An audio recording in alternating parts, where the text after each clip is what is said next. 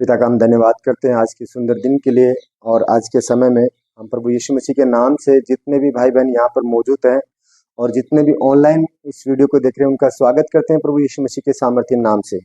और हमारी प्रार्थना है कि प्रभु यीशु के द्वारा आज आप सब के लोगों के जीवन में जो भी ये वचन सुनते हैं और जो यहाँ पर सुन रहे हैं उन सब के जीवन में प्रभु यीशु के सामर्थ्य नाम से अद्भुत कार्य हो। मेरे सामर्थ्य पिता के नाम पिता हम तेरा धन्यवाद करते हैं प्रभु, उनकी आत्मा को टच कर पिता और तेरे अद्भुत कार्य प्रभु उनके जीवन में होने पाए यीशु के नाम से।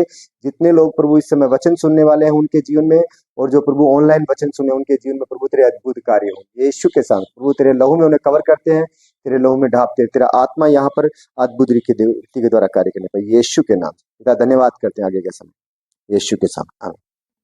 तो पिता का हम धन्यवाद करते हैं इस समय के लिए और जो भी हमने वचन पढ़े हैं इन वचनों को हम सेकंड पार्ट के अंदर हम देखते हैं। आइए इन वचनों को हम सेकंड पार्ट में देखते हैं यीशु के सामर्थ्य में, ताकि परमेश्वर की आत्मा हमारे जीवन में काम करे। आमीन। और सच्चाई को हमारे जीवन के अंदर लोग होते हैं पृथ्वी पर जो ऊपर मन से करते हैं कि हे प्रभु, लेकिन जो ऊपर मन से हम हे प्रभु कहेंगे तो प्रभु यीशु मसीह कहता है ऐसे लोगों को मेरे राज्य में जगह नहीं है। वो क्या कहता है, आत्मा और सच्चाई से मेरे लिए क्या कर, अपनी महिमा कर, आराधक बन तू आत्मा सच्चाई से करने वाला। ठीक है। अब जैसे हम और आगे देखते हैं कि दो पुत्र की कहानी, एक उड़ाऊ पुत्र के द्वारा हम लूका और 15 में 11 से एक कहानी है, उसको मैं मुख्य जबानी बताता हूँ। लूका अध्याय के अंदर 15 से 11 के अंदर तो दो पुत्र थे एक व्यक्ति के, ये एक परमेश्वर पे आधारित है। तो उस दोनों पुत्र के अंदर से जो बड़ा पुत्र था वो तो पिता के पास रह गया, छोटा पुत्र था वो अपने पिता को कहता है पिता मुझे अपनी संपत्ति में से हकदार है जो मेरा वो आधा हिस्सा है वो मुझे दे दे। पिता ने क्या किया, उस आधे हिस्से को उस लड़के को दे दिया, बोले ये ले तेरा हिस्सा है, जैसे बंटवारा उसने जायदाद का कर दिया। तो वो लड़का छोटा वाला कुछ दिन तो अपने पिता के नजदीक में रहा और जैसे वे कुछ दिन निकले तो वो वहां से अपना सब कुछ जितना भी संपत्ति था वो वहां से उठाकर किसी दूसरे गांव में चला गया। उस दूसरे गांव में जाने के बाद उसने क्या किया, जैसे नशा पता करके अय्याशियों में व्यभिचारी में तो जितना अपना धन था वो सब कुछ उसने क्या किया, गवा दिया। और फिर क्या हुआ, एकदम कंगाल बन गया। मतलब ऐसी स्थिति आ गया उसको खाने के भी नौबत मतलब लाले पड़ गए थे। तो वो क्या किया, एक मतलब जो धनी था ऐसे कुछ पशु पालन पालने वाला, उसके यहाँ वो नौकरी करने लगा। मतलब वो सुअर पालता था। जब वो सुअर को मतलब चारा डालता था तो उसको मजदूरी नहीं मिलती थी उस छोटे वाले व्यक्ति को। तो वो देखता कि मैं अपना पेट, जो सुअर फली खाते थे उस फलियों से अपना पेट भरता था वो। ठीक है। तब उसको वो अपने हाबे में आया कि मैं इससे अच्छा तो मैं अपने पिता के पास जाऊंगा, तो वहां वो अपने नौकरों को रोटी, अच्छी रोटी दे प्लस ऊपर से और खाने को और देता है, तो इससे अच्छा तो मैं वहीं पर रहूंगा।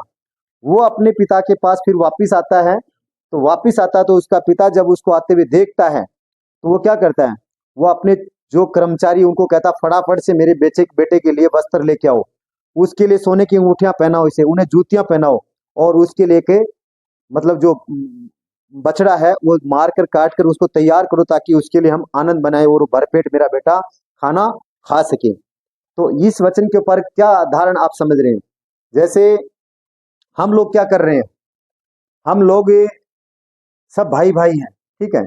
पिता हमारा परमेश्वर है। ठीक है। तो उससे जब हम क्या करते हैं, दूर कैसे हो गए, उसकी आज्ञाओं का उल्लंघन करके। जैसे हम उससे दूर हुए हैं तो हम क्या कर चुके हैं, उससे दूर चले गए। ठीक है। लेकिन जैसे हमारे पास हम क्या जब वापस कब आ रहे हैं, जैसे अभी आप बता रहे हो कि मेरे सीने में काफी प्रॉब्लम होती है, जैसे उन बहन की भी प्रॉब्लम हो रही है, इन बच्चों की प्रॉब्लम है, तो अब आप वापिस पिता के पास आए तो क्या किया उसने, वो क्या कर रहा, आनंद आपको देगा, शांति आपको देगा। तो वो क्या कर रहा है, छुटकारा दे रहे हैं उन चीजों। उसी प्रकार से वो लड़का वापिस आता, उसने लड़के के लिए क्या किया, वस्त्र दिए, सोने की अंगूठियां दी, सब कुछ उन्हें पहना दिया। मतलब वैसे क्या वैसा अपना पुत्र उसने स्वीकार लिया कि उसने क्या कहा कि मेरा बेटा पहले मर गया था, अब वो जी चुका है। ठीक है। तो उसी प्रकार से जब हम परमेश्वर की आत्मा से जब हम दूर होते हैं तो हम क्या करते हैं, मर जाते हैं। जब यीशु को हम ग्रहण करते हैं तो हम क्या करते हैं, उसके साथ में जैसे वो मरकर तीसरे दिन जिलाया गया, उसी प्रकार से हम भी मरकर तीसरे दिन क्या करते हैं, जिलाए जाते हैं। ठीक है। इसी प्रकार से हम कुछ वचन को और देखते हैं, क्योंकि जब तक हमारे जीवन के अंदर परमेश्वर का आत्मा नहीं है तो हम प्रभु यीशु मसीह को ग्रहण नहीं कर सकते हैं। ठीक है।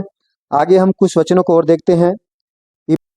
इब्रानियों 9 में 27 को हम देखते हैं, और जैसे मनुष्य के लिए एक बार मरना और उसके बाद न्याय का होना नियुक्त है। तो यहाँ पर प्रभु यीशु मसीह कहता है कि और जैसे मनुष्य के लिए एक बार मरना और उसके बाद न्याय का होना नियुक्त है।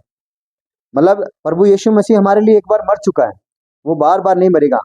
अब जो न्याय का समय है उसने नियुक्त कर दिया। जैसे हम पिता से दूर होते हैं तो क्या करते हैं, हम उस न्याय की कटघरे में खड़े किए जाएंगे।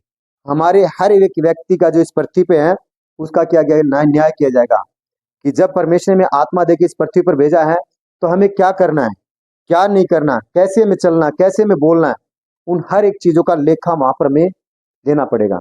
जैसे करते हैं लेखा किसने लिया है, लेखा कौन लेगा, लेखा लेने वाला प्रभु यीशु मसीह है। जो वचन भी उसका कहता है कि मैं सबका न्याय करने वाला हूँ, क्योंकि परमेश्वर ने पूरा अधिकार उन्हीं के अंदर दिया है। हम कुछ वचनों को देखते हैं, जैसे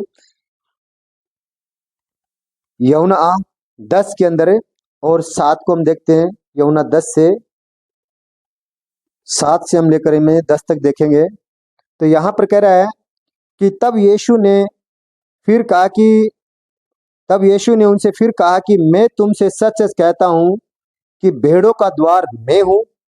जितने मुझसे पहले आए सब चोर और डाकू हैं, परंतु भेड़ों ने उसकी न सुनी। यहाँ पर कह रहा है कि 7 के अंदर कह रहा है कि परंतु तब यीशु ने उनसे फिर कहा कि मैं तुमसे सच सच कहता हूं कि भेड़ों का द्वार मैं हूं। तो यहाँ पर पीछे क्या कहा गया था, स्वर्ग लोक जाने का द्वार मैं हूं, मेरे द्वारा पिता के पास कोई नहीं जा सकता। यहाँ पर क्या कह रहा है, साफ साफ कर रहा है कि मैं भेड़ों का द्वार। भेड़ कौन है, जैसे गवालिया होता है, ठीक है, उसके पीछे पीछे सारी भेड़ें चलती हैं। तो हाँ, उसी प्रकार से हमारे ऊपर प्रभु यीशु मसीह है, ठीक है, उसी के पीछे हम चल रहे हैं। तो जब हम क्या उसकी भेड़ें हैं, तो इसीलिए वो कहता है कि भेड़ों का द्वार मैं हूं। तो आज एक भेड़ को चराने वाला कौन है, तो गवालिया होता है।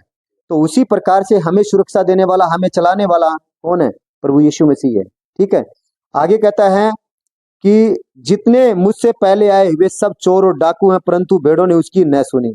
तो जहां पर मतलब यहाँ से हमारे प्रभु यीशु मसीह के आने पहले बहुत से ऐसे व्यक्ति आए थे जो मतलब परमेश्वर का मार्ग दिखाना चाहते थे, लेकिन वो लोग क्या कर रहे थे, लूट लूट के लोगों को खा रहे थे, ठीक है। वहां पर उनके प्रति प्रभु कहता है कि वो जो मुझसे पहले आए, आज भी लोग काफी करते हैं, ऐसी बात नहीं है। तो उसके प्रति प्रभु यीशु मसीह कह रहा है जो मुझसे पहले आए वो चोर और डाकू हैं। तो चोर और डाकू का आपको पता क्या काम रहता है। जैसे आगे कहता है कि 10 के अंदर कहता है, चलो मैं पूरा बता देता हूँ। 9 के अंदर कहता है द्वार में हूं, यदि कोई मेरे द्वारा भीतर प्रवेश करे तो उद्धार पाएगा और भीतर बाहर आया जाया करेगा और चारा पाएगा। मतलब यहाँ पर कह रहा है प्रभु यीशु मसीह, अगर कोई मेरे द्वारा परमेश्वर के पास आएगा तो वो उद्धार को प्राप्त करेगा। जैसे उद्धार मैंने बताया, अपनी आत्मा का मोक्ष कैसे होता है, प्रभु यीशु मसीह को ग्रहण करने के द्वारा, ठीक है। जब हम प्रभु यीशु मसीह को ग्रहण करेंगे तो हमारी आत्मा का मोक्ष होगा, मतलब हम उद्धार को प्राप्त कर पाएंगे, ठीक है। आगे कहता है कि हम जब परमेश्वर की आत्मा रहेगी हमारे अंदर तो हम जहां जाएं वहां आना जाना कर सकते हैं। आगे कहता है चोर किसी और काम से लिए नहीं, परंतु चोरी करने के लिए आता है और घात करने के लिए आता है, मैं इसलिए आया कि तुम जीवन पाओ और बहुताई से पाओ। हालेलुया। तो प्रभु यीशु मसीह यहाँ पर इसलिए आए कि हम जीवन पाए।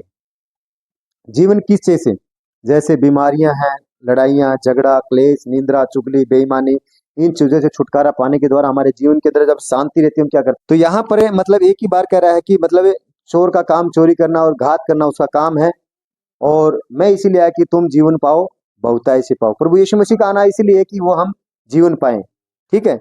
आगे कहता है कि जैसे हमारे पाप कैसे समा हुए, उन पापों को हम देखते हैं, ठीक है। यशायाह 53 के अंदर हम देखते हैं, पुराने नियम के अंदर, तो देखते हैं कि स्वर्ग में जाने का मार्ग केवल यीशु मसीह है और उस पर विश्वास करने के द्वारा हम उद्धार पाते हैं। जैसे हम स्वर्ग जाएंगे तो उस पर विश्वास करेंगे, प्रभु यीशु मसीह हमारे पापों के लिए मारा गया, गाड़ा गया, मृत्यु को तीसरे दिन जी उठा। इस विश्वास के द्वारा हम क्या करते हैं, स्वर्ग पर जा पाते हैं। हम एक वचन को और देखते हैं, यशायाह 53 में एक को देखते हैं हम। पुराने नियम में देखते हैं, पुराने नियम में मिलेगा 53 अध्याय 1 से हम 12 तक पढ़ेंगे।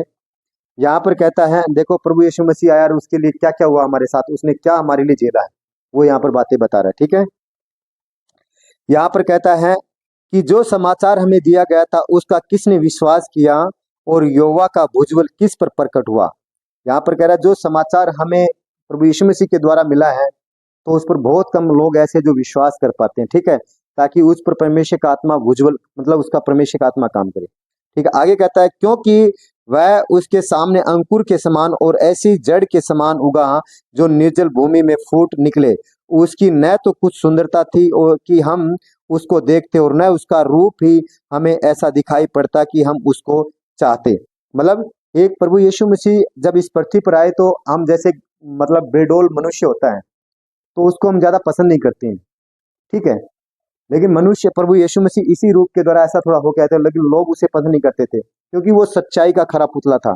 आगे कहता है कि वह तुच्छ जाना गया और मनुष्य का तागा हुआ वह था और दुखी पुरुष था, रोगों से उसकी जान पहचान थी और लोगों ने उससे मुख उससे मुख फेर लेते थे। वह तुच्छ जाना गया और हमने उसका मूल्य न जाना। अब जैसे एक मैं बता रहा हूँ उदाहरण, जैसे हीरा हीरा हीरा जब हमारे सामने मतलब एक ऐसा रहेगा तो हम उसकी कीमत नहीं जान पाएंगे। वो एक जैसे अगर मतलब पत्थर के समान ऐसे हमारे सामने गिरा है तो हम उसको इग्नोर करके निकल जाएंगे। लेकिन उसी हीरे को हम सुनार के द्वारा अगर लेके जाएंगे तो वो उसको बनाकर उसका पॉलिश एकदम करके हमारे सामने पेश करेगा तो उसकी कीमत क्या हो जाती है, करोड़ों में हो जाती है। तो उसी प्रकार से क्या करता है यहाँ पर प्रभु यीशु मसीह था, लेकिन उसको हम पहचान नहीं पाए थे उस समय। यहाँ पर कोई जो लोग पहले हमारे से पहले आए थे उसे पहचान नहीं पाए थे। ठीक है, आज भी लोग प्रभु यीशु मसीह यहाँ पर इतने इतने बड़े कार्य करता है, नहीं पहचानते लोग। ठीक है, और वो क्या करते हैं, मुसीबतों में घिरते जाते हैं।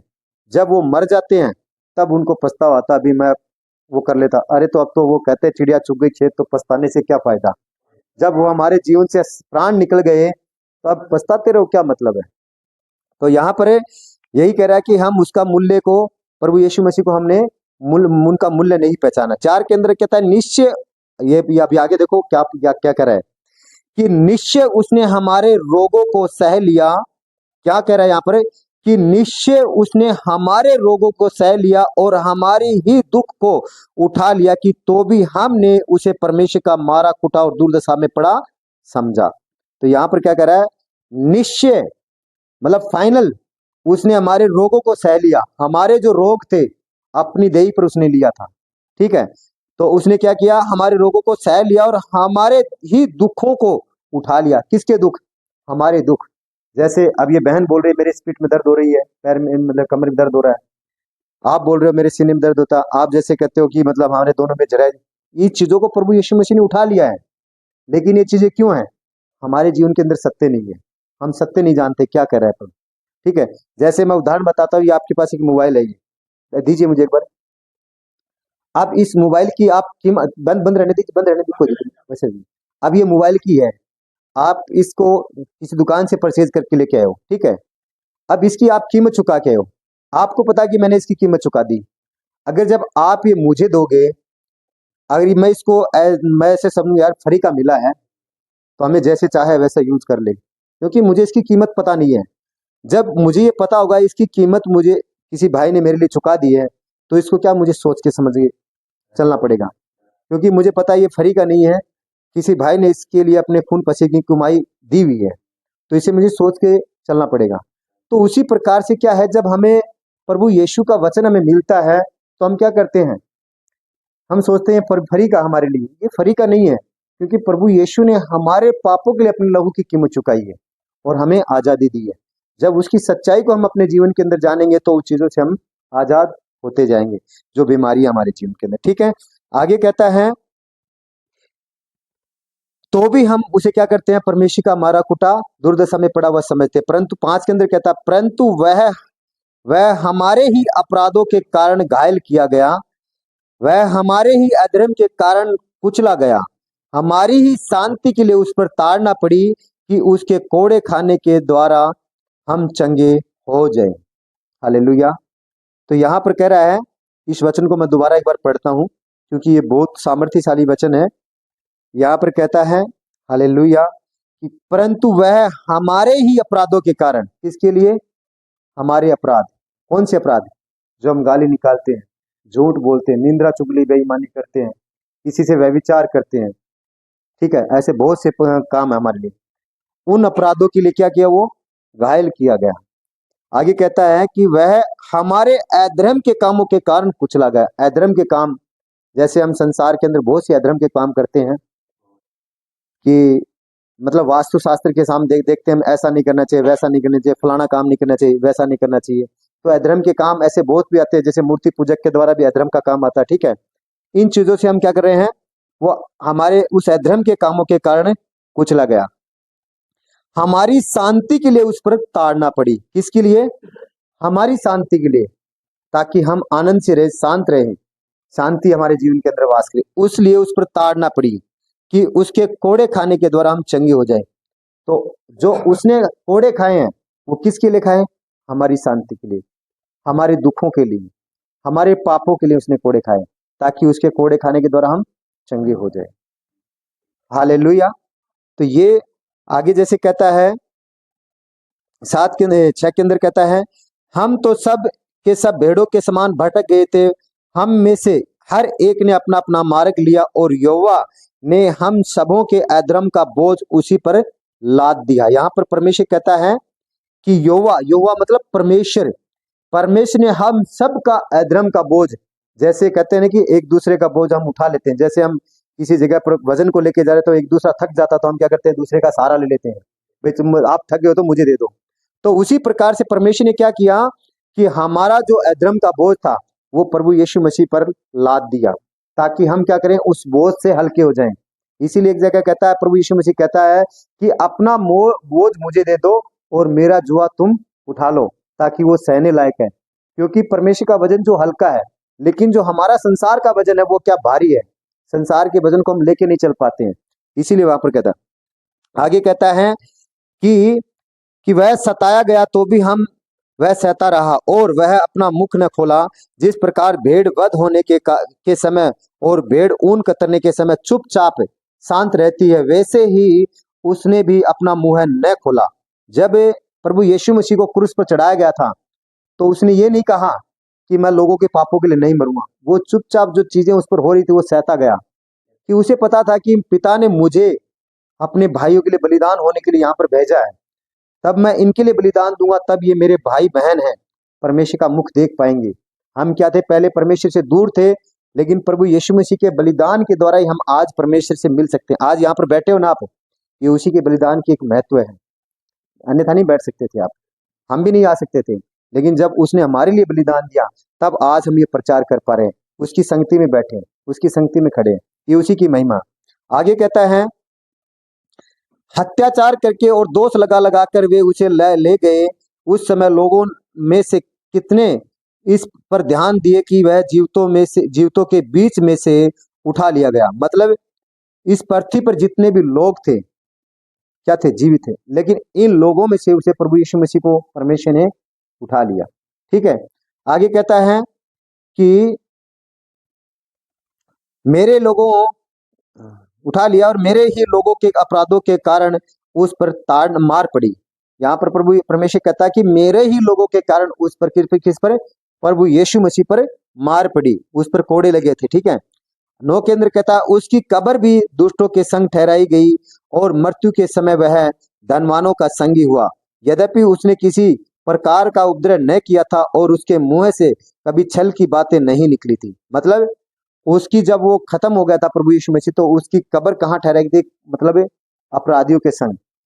लेकिन वहां पर क्या कह रहा है कि उसके मुंह से, जब प्रभु यीशु मसीह इस पृथ्वी पर आए थे तो उसके मुंह से एक भी छल की बात नहीं निकली थी, एक भी बुराई की बातें नहीं निकली थी। आज जैसे अब छोटा सा बच्चे को हम देखते हैं तो क्या करता है? गाली निकालता, गले गलत काम करता है, ठीक है, नशे पते करता है। लेकिन प्रभु यीशु मसीह के पास ऐसी कोई बातें नहीं थी। वो जब मतलब यहाँ जितने दिन पृथ्वी यहाँ पर रहा था। आगे कहता है 10 के अंदर, तो भी यहोवा को यही भाया कि उसे कुचले, उसी ने उसको रोगी कर दिया कि जब वह अपना प्राण दोष बलि करे तब वह अपना वंश देखने पाए। मतलब यहाँ पर कह रहा अब तब अपना प्राण दोष बलि करे, तब वह अपना वंश देखने पाए। वंश कौन है? हम उसके वंश हैं, क्योंकि जब हम प्रभु परमेश्वर से दूर हो चुके थे तो प्रभु यीशु मसीह के लहू के द्वारा हम पिता से नजदीक पहुंचे हैं। तो नजदीक पहुंचे तो क्या करा है यहाँ पर कि उसकी प्राण के द्वारा, उसके लहू के द्वारा हम वो क्या कर रहा है कि अपने वंश को देखने पाए पिता के पास। जैसे आज एक भाई अपने भाई से दूर हो जाता है, लेकिन वो किसी भी तरह उसको लेके आता, जब कितना आनंद मनाता है, बहुत आनंद है कि मेरा परिवार एक हो गया। उसी प्रकार से यहाँ पर प्रभु यीशु मसीह आनंद हुए कि मैं अपने बलिदान के द्वारा मेरे फैमिली को, मेरे परिवार को पिता के पास मेल करा चुका हूं। मैं इस योग्य न था, लेकिन परमेश्वर कह रहा मैं धन्यवाद हो। आगे कहता है कि देखने पाए बहुत दिन जीवित रहेंगे और उसके हाथ में यहोवा की इच्छा पूरी हो जाएगी। और उसके हाथ से क्या करता है कि यहोवा की इच्छा पूरी हो जाएगी। आगे कहता है कि वह अपने प्राणों का दुख उठाकर उसे देखेगा कि और तृप्त होगा कि अपने ज्ञान के द्वारा मेरा धर्मी दास बहुतों को धर्मी ठहराए और उसके अधर्म के कामों का बोझ आप उठा लेगा। मतलब आप कह रहा है कि उसके कारण बहुत से लोग धर्मी ठहरेंगे। किसके द्वारा? प्रभु यीशु मसीह के द्वारा। और वो क्या करेगा? अपने हमारे बोझ को क्या किया? उसने उठा लिया। ठीक है, आगे 12 के अंदर कहता है कि इसी कारण मैं उसे महान लोगों के संग भाग दूंगा और वह सामर्थियों के संग लूट बांट लेगा, क्योंकि उसने अपने प्राण मृत्यु के लिए उड़ेल दिए। वह अपराधियों के संग गिना गया तो भी उसने बहुतों के पाप का बोझ उठा लिया और अपराधियों के लिए विनती करता। हालेलुया। तो उसने हमारे अपराधियों का बोझ उठा लिया। अगर आज भी हम पिता से विनती करते हैं तो वो हमारी विनती पिता के पास पहुंचाता है। जैसे हम कहते हैं कि जैसे हम आपके लिए प्रार्थना करेंगे तो कार्य करने वाला कौन है? कार्य करने वाले हम नहीं है, प्रभु यीशु मसीह का आत्मा। वो रिक्वेस्ट करता पिता से कि पिता इस भाई को तू चंगा कर। वो चंगा करता है आपको, हाँ, मनुष्य नहीं करता है। तो उसकी आत्मा में चंगा करती। इसीलिए यह आज का टॉपिक सुसमाचार के द्वारा हमें 3 चीजों का ध्यान रखना। सत्य, मतलब जो परमेश्वर ने हमें हमारे जीवन के अंदर पाप क्षमा किए हैं। ठीक है, पाप क्षमा का एक ही मार्ग है, प्रभु यीशु मसीह। ठीक है, और हमें स्वर्ग जाना है तो एक ही मार्ग है, प्रभु यीशु मसीह। हमें उद्धार प्राप्त करना है, एक ही मार्ग है, प्रभु यीशु मसीह। ठीक है, तो ये प्रभु यीशु मसीह का सुसमाचार है। और इस मीटिंग को मैं परमेश्वर का धन्यवाद करता हूँ कि जितने भी वचन हम लोगों ने सुने हैं, यहाँ पर बैठे हुए लोगों ने, तमाम उन भाइयों ने, प्रभु जो भी ऑनलाइन जो मीटिंग सुन रहे हैं, ये वचनों को देख रहे हैं, पिता इनके जीवन में तेरी आत्मा के द्वारा प्रभु और अद्भुत रीति के द्वारा प्रभु तेरे कार्य हो, और ये तेरे सुसमाचार को प्रभु सुनकर अपने जीवन में प्रभु तेरे सत्य को जानने पाए, और तेरे सत्य के द्वारा प्रभु इनके जीवन में अद्भुत आत्माएं तेरी सामर्थ कार्य करने पाए, यीशु के नाम से पिता। और इनके जीवन में हर एक उन बीमारियों से प्रभु इनके जीवन में छुटकारा आए, यीशु के सामर्थ्य नाम से पिता। मैं तेरा धन्यवाद करता हूँ। और आगे का समय इन तमाम यहाँ पर भाई बहनों को बैठे हुए को, और प्रभु जो ऑनलाइन इन वचनों को सुनता हूँ, तेरे लहू में कवर करता हूँ, और अपने आप को प्रभु तेरे लहू में कवर करता हूँ, यीशु के सामर्थ्य नाम से। Thank you Jesus, thank you पुत्र, यीशु के सामर्थ्य नाम से। आमीन।